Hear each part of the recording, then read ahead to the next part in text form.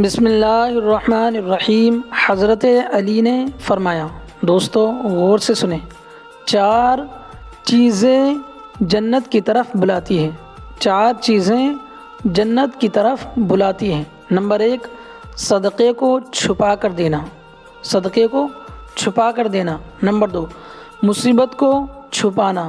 Number 3، والدین کے ساتھ نیکی کرنا۔ اور نمبر 4، لا الہ الا اللہ کہنا۔ اب غور سے سنیں دوستو، 3 گناہ معاف نہیں ہوں گے، 3 گناہ معاف نہیں ہوں گے۔ وہ کون کون سے گناہ ہیں سنیں۔ حضرت ابن عباس رضی اللہ عنہ سے روایت ہے کہ نبی اکرم صلی اللہ علیہ وسلم نے ارشاد فرمایا کہ اللہ تعالیٰ بندے کے 3 قسم کے گناہ معاف نہیں کرے گا۔ غور سے سنیں دوستو، ان گناہوں کے علاوہ جس قدر گناہ ہوں گے ان کو معاف کر دے گا، لیکن ان 3 گناہوں کو کبھی معاف نہیں فرمائے گا۔ نمبر 1، اللہ تعالیٰ کے ساتھ کسی کو شریک ٹھہرانا۔ نمبر 2، جادو کرنا یا کروانا۔ نمبر 2، جادو کرنا یا کروانا، ان کو اللہ تعالیٰ کبھی معاف نہیں کریں گے۔ نمبر 3، اپنے مسلمان بھائی کے ساتھ حسد کرنا۔ تشریح، یعنی اگر کوئی آدمی ان گناہوں سے توبہ کیے بغیر مر جاتا ہے تو اس کو معاف نہیں کیا جائے گا۔ ان گناہوں کے علاوہ اور جتنے گناہ ہوں گے اگر اللہ تعالیٰ چاہے گا تو معاف کر دے گا۔ شرک اس قدر سنگین جرم ہے کہ شرک کرنے والے آدمی کا کوئی عمل قبول نہیں کیا جاتا۔ جادو، یہ وہ بدترین گناہ ہے جو آدمی کو ایمان سے خارج کر دیتا ہے۔ حسد، یہ ایسا زہریلا گناہ ہے جو آدمی کی سال کی تمام نمازیں، تلاوت، صدقات اور دیگر عبادات ایک لمحے میں برباد کر دیتا ہے۔ لہٰذا ان گناہوں سے بچنے کا اہتمام کیا جائے۔ دوستو، دل ہلا دینے والا قصہ آخر تک سنیں۔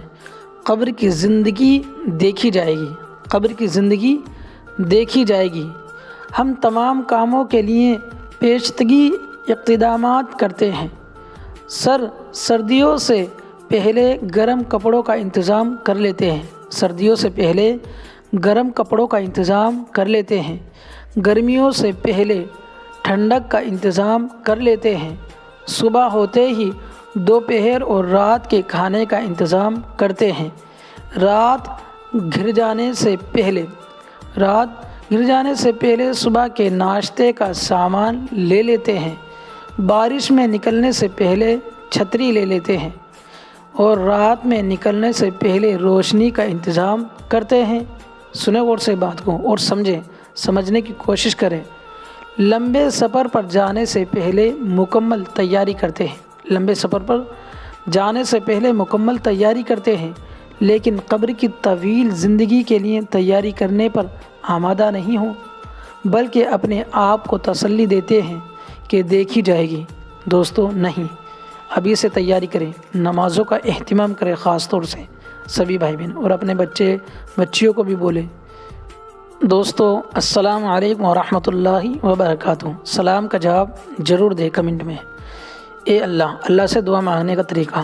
اے اللہ پاک ہماری دعاؤں کو ایسے قبول فرما، اے اللہ پاک ہماری دعاؤں کو ایسے قبول فرما کہ ہماری زبانوں پر شکر کے سوا کوئی دعا نہ رہے، آمین یا اللہ پاک آمین۔ دوستو 3 جگہوں پر جھوٹ بولنا جائز ہے۔ کتنی جگہوں پر؟ 3 جگہوں پر، غور سے سنیں۔ 3 جگہوں پر جھوٹ بولنا جائز ہے۔ صرف 3 جگہ پر جھوٹ جائز اور حلال ہے۔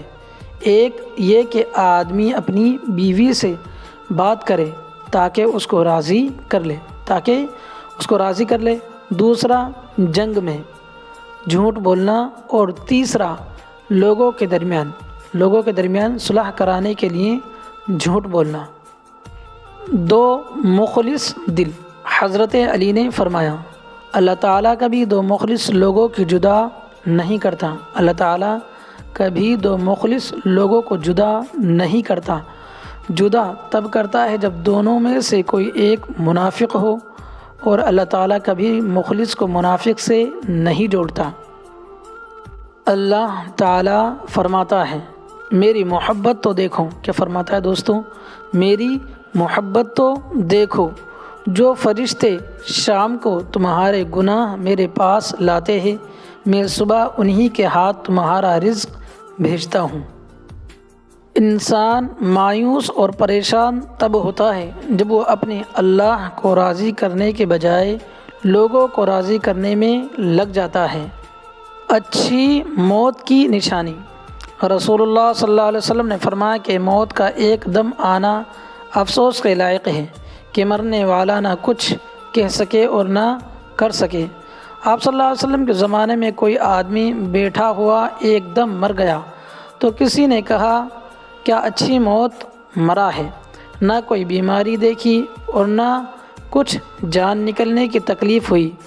حضور صلی اللہ علیہ وسلم کو جب اس کا یہ کہنا معلوم ہوا تو آپ صلی اللہ علیہ وسلم نے اس آدمی سے فرمایا کہ تیرے پاس کیا ثبوت ہے کہ اچانک ایک دم مرنے سے اس کو تکلیف نہیں ہوئی؟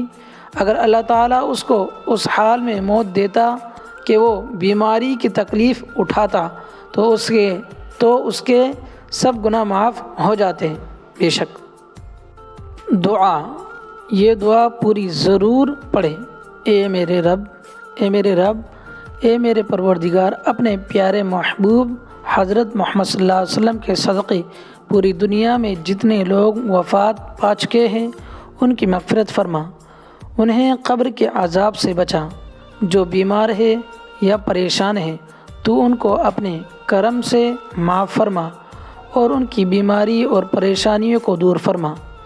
اے میرے اللہ، اپنے پیارے حبیب صلی اللہ علیہ وسلم کے صدقے جس نے مجھے یہ دعا بھیجی ہے اس کے تمام گناہوں کو معاف فرما، پریشانیوں اور ہر جائز کام میں کامیابی عطا فرما اور اس کا نصیب کھول دے. آمین. اپنے لیے ضرور دعا کروائے، نہ جانے کس کی زبان سے آپ کی تقدیر کھول جائے. بے شک اللہ پاک ہم سب کو کہنے سننے زیادہ عمل کی توفیق عطا فرمائے اور جو غلطی یا کوتاہی ہوئی ہو پڑھنے میں انہیں معاف فرمائے. آمین یا رب العالمین. وآخر دعوانا ان الحمد للہ رب العالمین. دوستو دعاؤں میں یاد رکھیں اور نمازوں کا اہتمام کریں سبھی بھائی. شکریہ. السلام علیکم.